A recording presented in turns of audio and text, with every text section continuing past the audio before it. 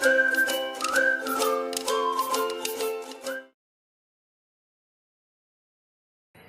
Everyone. आज का जो चैप्टर है चैप्टर नंबर 5, गोलू ग्रोज अ नोज़। गोलू के एक नाक उभर आई या लग गई।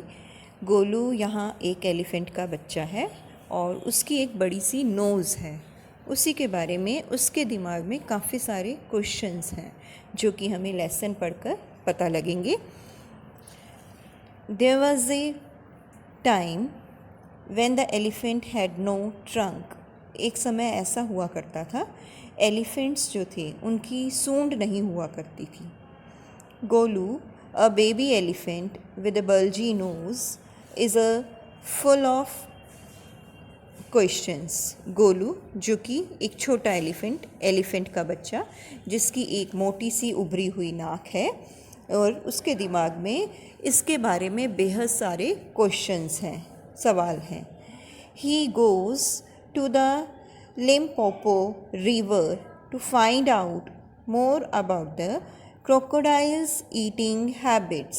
अब वो लिम्पोपो नाम की एक रिवर है, यहाँ एक मगरमच्छ की जो खाने की आदतें हैं उसके बारे में कुछ इन्फॉर्मेशन या जानकारी लेने के लिए जाता है। लेसन स्टार्ट होता है। Long long ago the elephant had no trunk. बहुत बहुत समय पहले एलिफेंट्स की सूंड नहीं हुआ करती थी। He had only a bulgy nose. Bulgy मतलब उभरी हुई, उसकी एक बहुत बड़ी सी नोज़ हुआ करती थी, उभरी हुई।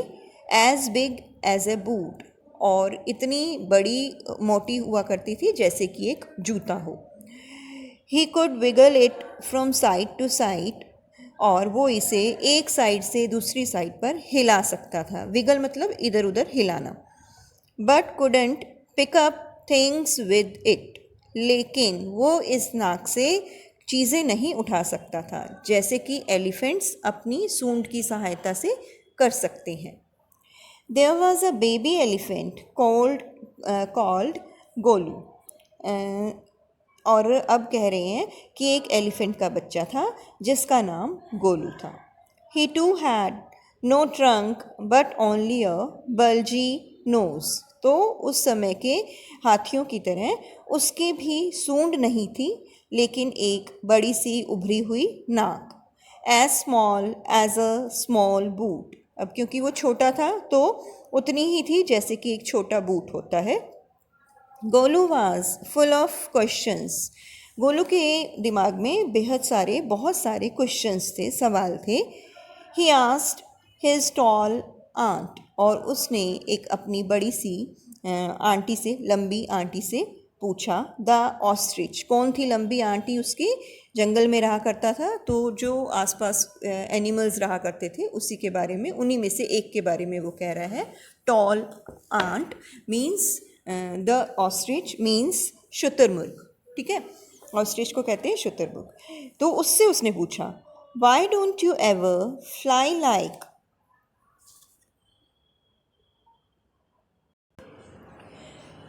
Like other birds. तो उसने अपनी इस शुतुरमुर्ग आंटी से पूछा कि तुम और बर्ड्स की तरह उड़ क्यों नहीं सकती। Then he asked his tall uncle the giraffe। अब उसने अपने एक लंबे से अंकल जो कि एक जिराफ थे उनसे पूछता है, What makes your skin so spotty?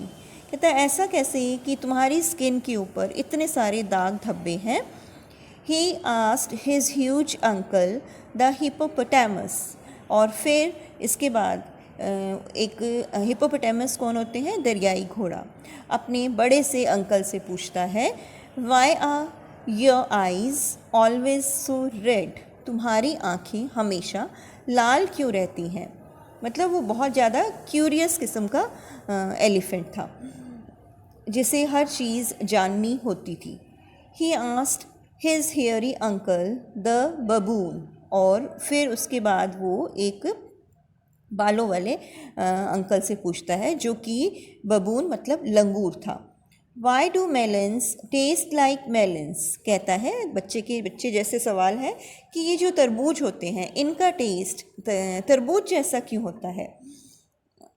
And the बबून, the ostrich, the giraffe, the hippopotamus, and the baboon had no answers to गोलू's questions। अब जिस तरह के सवाल गोलू ने इन सब से पूछे, शुतुरमुर्ग से पूछे, जिराफ से पूछे, फिर वो हिप्पोपोटामस के पास गया और फिर लास्ट में लंगूर से, इन सब के पास गोलू के सवालों का कोई जवाब नहीं था। Golu is a naughty baby they said, और वो क्या कहते थे कि गोलू एक शरारती बच्चा है। He asked such difficult questions, और वो इतने मुश्किल questions पूछता है, उसकी आदत है ऐसे ऐसे questions पूछने की। Golu met the myna bird sitting in the middle of a bush, और एक दिन गोलू एक झाड़ी के बीच में बैठी हुई मैना उससे पूछता है, पक्षी से, and he asked her what does the crocodile have for dinner, क्या पूछता है कि ये जो क्रोकोडाइल्स हैं वो क्या खाया करते हैं, रात को खाने में क्या खाते हैं। The myna said go to the banks of the great grassy Limpopo river and find out. तो मैना कहती है कि मुझे नहीं पता, जाओ कहाँ पर, लिम्पोपो नाम की एक नदी है और इसके किनारे पर जाओ और वहाँ जाकर खुद पता करो। गोलू वेंट होम, गोलू घर चला जाता है। ही टुक 100 sugar canes, 50 dozen bananas and 25 melons, और वहाँ जाकर वो शुगर केन्स गन्ने 100 के करीब गन्ने लेता है और 50 दर्जन केले लेता है और 25 तरबूज। Then he said to his family goodbye, और फिर अपनी फैमिली से विदा लेता है, कहता है बाय करता है उन्हें। I am going to the great grassy Limpopo river, और उन्हें बताता है मैं बड़ी घास वाली बड़ी सी जो नदी है लिम्पोपो वहाँ जा रहा हूँ।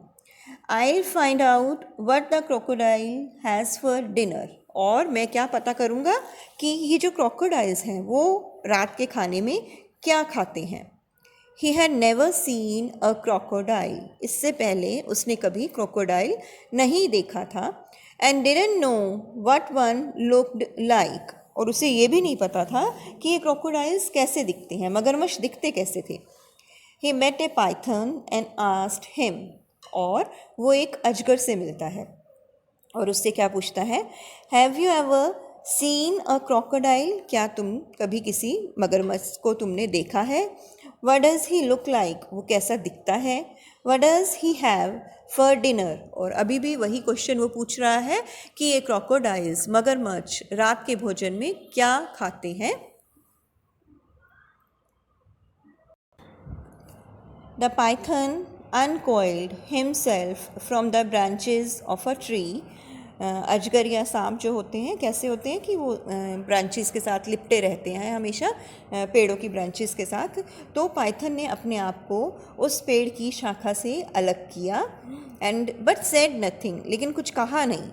Golu politely helped him to coil around the branch again and said goodbye to him, और गोलू ने बड़ी विनम्रता से प्यार से उसे फिर से उस ब्रांच के साथ जिससे वो लिपटा हुआ था उससे लिपटने में सहायता की और फिर उसे गुड बाय कह दिया, उससे अलविदा कहा।